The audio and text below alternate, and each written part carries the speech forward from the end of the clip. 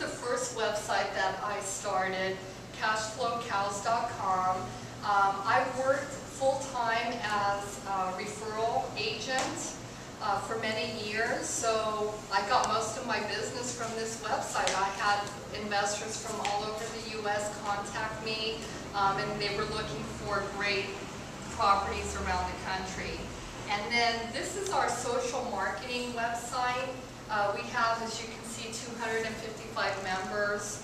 We have people from around the country that join this website. Our newest member, I believe Cheryl, she just joined 4 hours ago. So we have investors from around the country and actually around the world, because we have some investors here from Israel and Canada and other parts. Linda, is that 411guide dot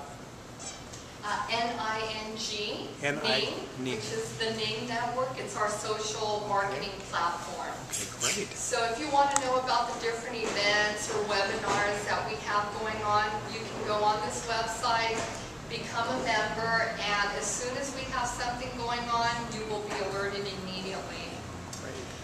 So before I finish, I wanted to You didn't cover though about magazine. oh, well, okay. Let me let you know a little bit about the magazine here. Well, Realty 411 is a real estate investing magazine. It's a free publication. We mail it to different real estate investment groups around the country. We also have racks where it's available. We're available at Whole Foods markets. We're available in some restaurants, Rite Aid, Save-Ons. It's a free magazine, so anybody can pick it up. It's also fully accessible on our website. We believe in keeping the information free because we want as many people to know about the benefits of real estate investing as possible. So anybody can download it if they wish. We're also on 16 other websites besides our main websites. We have 16 other websites where you can find the magazine. So people can stumble upon it, pretty quickly and easily on the internet. Did you tell us how far your magazine expands into other states, or is it just California? No, it's actually, we have readers in 26 states and 19 countries. Most of our print distribution is in California. However, we do have clubs in other parts of the country where we mail the magazine to, such as Texas, Arizona, Washington, New York, and other parts of the country. But most of the people that we reach with our print issue are here in California because we feel that most of the real estate investors are situated here in California.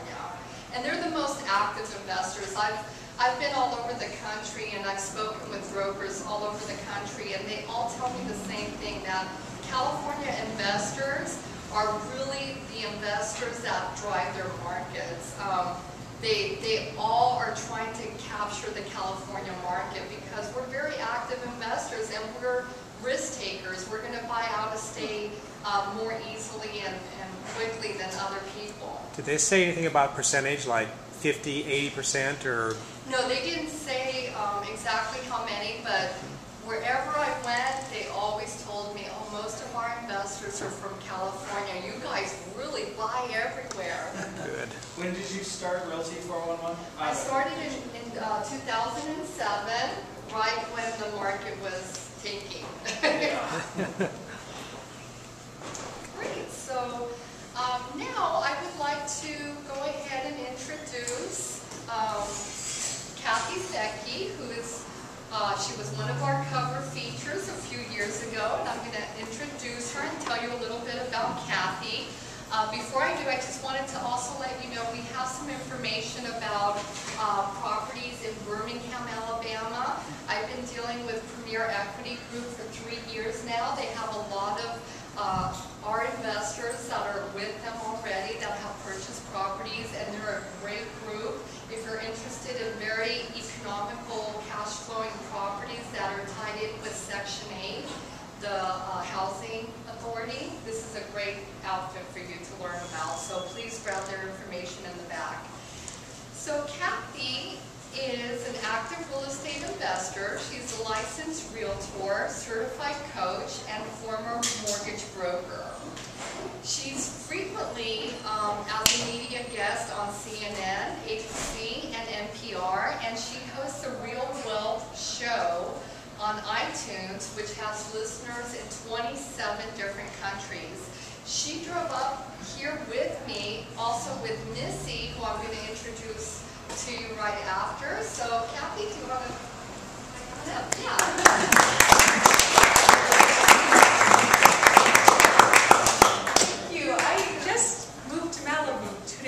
So I am so excited to be here from the San Francisco Bay Area, and this is totally unplanned. So Linda just said, "Come on with me," and I'm here. So I loved your story, and I have a similar one where my father was a dentist and also a wannabe real estate investor. Many dentists tend to be so busy being dentists that they don't have the time to do the due diligence. And my dad was very trusting. So I grew up watching him make a lot of mistakes on different deals. When I just got married, he got a letter in the mail that one of his apartments that he had invested in had been sold. And nobody called, nobody told him. He was one of the silent partners. And he had, by the time he got the letter, 30 days to find a replacement, or he was going to pay years and years and years of back taxes. It was terrible. They didn't even bother to call. So right then, my husband and I just got married. This was back in '96, and you know, he was stressed out. He had to find a replacement, and I said, well, why don't we buy that property and we'll be your tenant and we'll inherit the house someday? Because the way the exchange works is that once he would pass away, we would inherit the home without having to inherit the taxes. And he said, I like that idea. So we bought a really big house, a 6-bedroom house in Lafayette, California, that without knowing what I was doing or why I was doing it, it just made sense. And that's the thing about real estate I love, is it just makes sense. Sometimes it doesn't. But it's just hands-on and intuitive, and a lot of women understand it because we like houses, you know? And you were saying earlier, some people buy shoes, some of us buy houses. So it just made sense to partition it. And it was our first house, and it was $540,000, which today would be cheap, but then was really, really expensive and way over our heads. But we ended up turning a couple of the rooms into rentals. One was an in-law unit that was already set up to be that, separate entrance. We turned the office into a rental, like it had a bathroom in there. We put a shower in and a kitchen. And then, since we were kind of having fun with it, we rented out the master, put a little kitchen in there, and had a separate entrance. We still had 4 bedrooms, or 3 bedrooms. It was a big house. So we did that for a while. Because it was my dad's need to get an exchange, after a couple of years, we bought in we closed in '97, and if you recall, that was the end of the last downturn. So we bought at the perfect time. It was the end of the last down cycle, and we just rode it up. So within a few years, it was worth hundreds of thousands of dollars more. So my dad was able to refi, take all the money he put in out of it. He was able to avoid paying those taxes, and it was a little bit difficult for a while because we weren't able to enjoy a lot of the benefits because we were not able to be on title.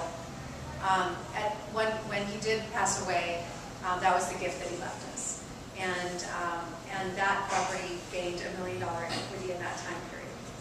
It was crazy. That was when the market was really crazy. But fortunately, during that time, I was doing my radio show, and it was on all kinds of topics because I'm actually licensed personal coach, and that's what I was doing, coaching people to live better lives, whether it's professional or personal. And so the radio show was based on, it's kind of Oprah style, at least I was trying to be. Which y'all familiar here in Santa Barbara, right? Didn't she just move to Australia? Yeah. I think she just bought a place in Australia. It was headline news in Australia last week. Yeah, it was really funny. Everybody was excited. Goodbye, Oprah. I guess she's doing a show there too or something. Wow. Yeah, I don't know. They were very excited.